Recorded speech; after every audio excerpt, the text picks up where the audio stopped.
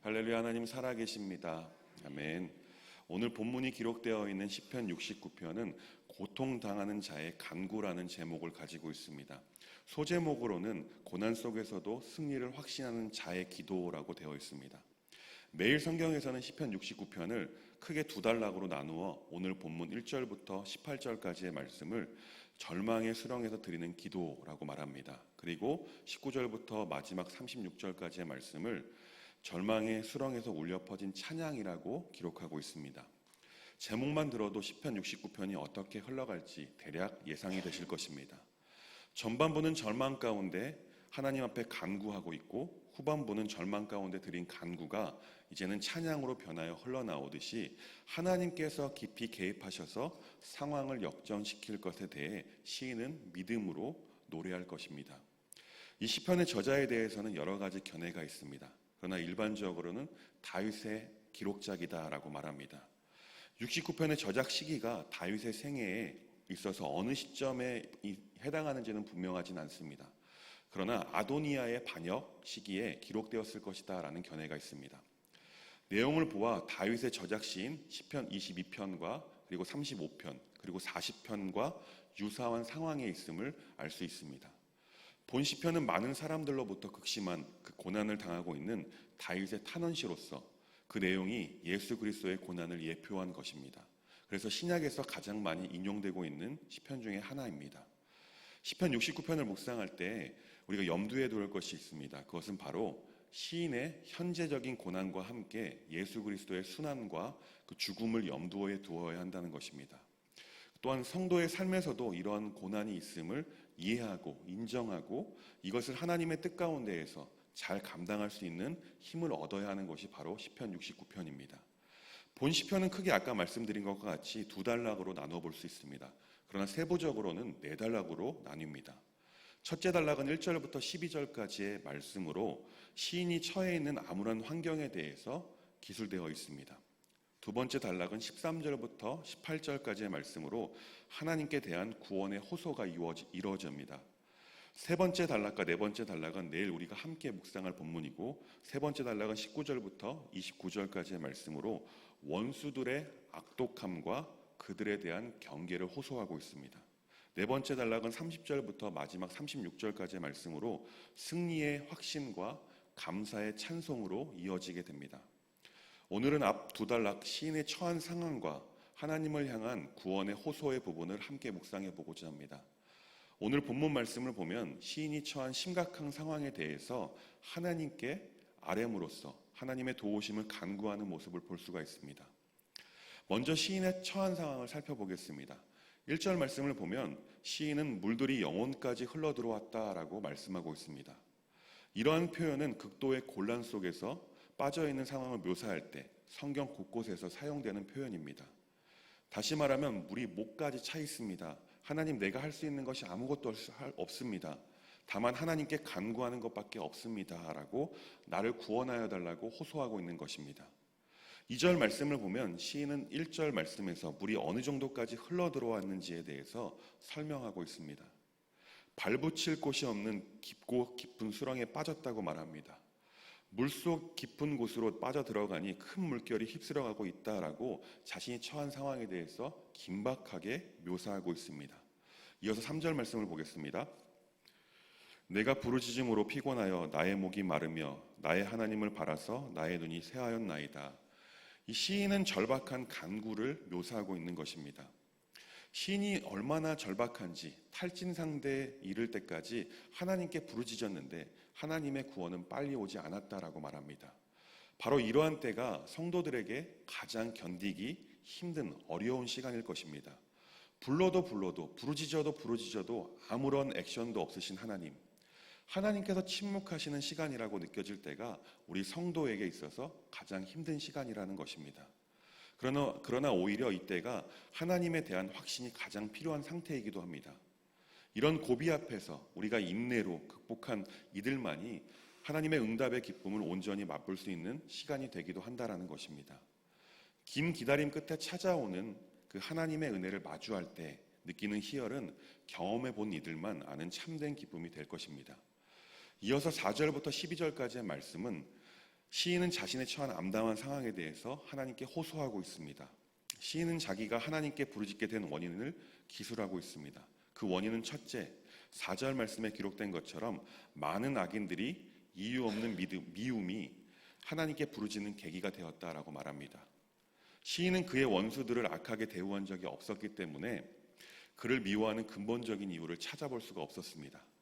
이러한 이유 없는 미움은 빛에 속한 자와 또한 어둠에 속한 자의 근본적인 대립에 의한 것으로서 이 영적 싸움이 끝날 때 하나님의 완전한 공의가 선포될 때까지 계속될 것입니다.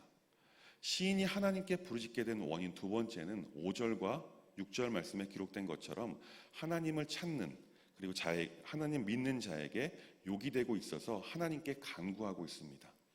5절에서 시인은 죄에 대한 고백이 4절의 무고히라는 말과 비교해 볼 때 모순되는 것처럼 보입니다. 그러나 4절의 죄는 원수들에게 악을 행하지 않았다라는 그 죄를 말하는 것입니다. 이 죄는 완전하신 하나님의 절대적인 정결 기준에 의해 판단되어지는 죄를 말하고 있는 것입니다. 시인은 비록 원수들에게는 허물이 없을지라도 하나님 앞에서는 역시 죄인인 것을 고백하지 않을 수가 없었기 때문에 5절 말씀을 통해서 자신이 하나님 앞에서 죄인입니다라고 고백하고 있는 것입니다. 이처럼 우리도 하나님 앞에서 날마다 죄인임을 고백할 수 있는 믿음이 필요한 것입니다. 그리고 또한 회개가 필요한 것입니다. 이어서 6절 말씀에서는 시인 다윗이 가장 고통스러워했던 것이 자신의 극심한 고난으로 인해서 다른 성도들에게 부정적인 영향을 미칠 것에 대해서 두려움이 있었습니다. 이처럼 극단적인 공고 가운데, 고난 가운데에서도 다윗의 머릿속에는 하나님의 영광이 가리워지고 있다고 그런 생각과 또한 성도들에게 누를 끼치고 있다는 마음이 자리 잡고 있었던 것입니다. 그래서 6절에서 주를 찾는 자가 나로 말미암아 욕을 당하게 하지 말기를 간구하고 있는 것입니다. 7절 말씀을 보면 시인이 당한 고난의 원인에 대해서 일부 설명하고 있습니다. 시인이 받은 고난과 상처는 범죄로 인한 것이거나 개인적인 원한 관계에서 온 것이 아니라 하나님을 위하여 받는 고난이었다는 것입니다. 결국 이것은 신앙의 성숙을 위해 주어지는 복되고 영광스러운 고난이라는 것을 볼 수가 있습니다. 시인이 하나님께 부르짖게 된 원인 세 번째는 8절 말씀에 기록된 것처럼 가족과의 관계가 소원해졌기에 하나님께 간구하고 있는 것입니다. 다윗은 계속되는 위험으로 인해서 수없이 피난을 다녀야만 했습니다. 그래서 가정의 따스함이나 형제들과는 친근한 교제를 누릴 수가 없었습니다. 이러한 다윗의 외로운 처지는 복음을 위하여 일평생 고난받으신 예수 그리스도를 예표적으로 보여주는 것입니다. 또한 이 부분은 다윗이 하나님의 뜻에 대하여 순종하는 과정에서 겪게 된 형제들의 질투나 불친절로 이해할 수 있습니다. 이어서 9절 말씀을 보겠습니다. 주의 집을 위하는 열성이 나를 삼키고 주를 비방하는 비방이 내게 미쳤나이다. 여기서 시인은 주의 집을 위하는 열정은 평생 동안 그의 삶을 지배하였습니다. 그가 하나님의 궤를 옮길 때 미친 듯이 기뻐 뛰면서 춤추며 시온산 위에 하나님의 장막을 세운 것이나 하나님의 성전을 건축하고 싶어한 열정, 그리고 또한 성전 건축을 위해서 많은 건축 자재를 확보해 놓은 것도 다 이러한 하나님의 집을 향한 열정이 있었기 때문에 가능했던 것입니다. 이어서 시인은 하나님께 부르짖게 된 원인 네 번째는 10절과 12절 말씀에 기록된 것처럼 하나님만을 의뢰하려는 그의 신앙이 오히려 조롱을 받고 있기 때문에 하나님께 아뢰고 있는 것입니다. 앞서서 주의 집을 향한 열정이 여기서는 기도와 금식으로 나타나고 있습니다. 그러나 이러한 하나님을 향한 열정이 오히려 사람들의 원망 또한 말거리, 조롱거리가 되었다라고 말씀함으로써 그가 하나님을 향한 열정과 하나님을 의뢰하는 신앙으로 원수들의 미움 앞에 하나님께 간절히 간구하고 있는 것입니다. 13절부터 18절까지의 말씀은 하나님께 대한 조속한 구원을 호소하고 있는 모습을 보게 됩니다. 지금까지 자신이 처한 암울한 상황, 고난의 상황을 하나님께 부르짖은 다윗은 이제 하나님의 도우심, 하나님의 구원하심을 간구하고 있습니다. 13절 말씀입니다. 여호와여 나를 반기시는 때에 내가 주께 기도하오니 하나님이여 많은 인자와 구원의 진리로 내게 응답하소서. 아멘. 여기서 우리가 알 수 있는 것은요, 환난을 당하여 하나님 앞에 간구하는 것은 우리 성도의 특권이자 의무라는 것입니다. 그러나 이러한 간구를 목전의 고통에서 벗어나기 위한 도구로 삼는 데 그치지 말고 더욱 깊고 넓은 신앙으로 나아가는 디딤돌로 삼아야 한다라는 것입니다. 이어서 14절부터 마지막 18절까지의 말씀을 보면 계속해서 시인은 하나님의 구원하심을 간절히 소망하면서 하나님께 호소하고 있습니다. 이처럼 시인은 인생의 어둡고 험한 길을 걸을 때마다 언제나 하나님께 간구했습니다. 또한 그 결과 하나님의 선하심을 직접적으로 체험했습니다. 오늘 찬송가 369장을 함께 찬송했습니다. 그 가사를 보면 주께 구함 얻는 고로 복을 받지 못하네 사람들이 어찌하여 아랠 줄을 모를까라는 가사가 기록되어 있습니다. 사람들은 보통 힘들 때 무엇인가를 의지하려는 습성이 있습니다. 그리스도인들은 보통 대개 그 힘듦의 크기가 어느 정도 작을 때에는 하나님 앞에 잘 찾아가고 잘 나아가서 간구합니다. 도와달라고 말하고 있습니다. 그런데 그 힘듦의 크기가 점점 커지게 되면 아이러니하게도 하나님을 찾는 것을 멈추게 되는 모습을 종종 보게 됩니다. 물론 하나님을 믿지 못해서가 아닙니다. 그 고통의 크기가 너무나 크다 보니까 그 고통에 집중한 나머지 하나님을 찾는 것을 잊어버리는 것일 것입니다. 그런데 오늘 시인은 우리에게 권면하고 있습니다. 힘들고 어려울 때 끊임없이 하나님을 찾고 하나님께 간구함으로 하나님의 도우심을 기다리라라고 말합니다.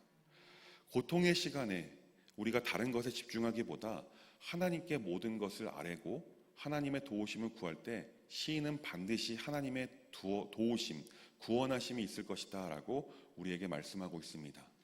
바라기는 우리도 시인처럼 힘든 상황 가운데, 어려운 상황 가운데 하나님께 아뢰는 간구가 후에는 하나님께서 도우셔서 확신으로 변하여 감사와 찬양을 올려드리는 멋진 삶을 사는 법안의 모든 교우님들 되시길 간절히 소망합니다.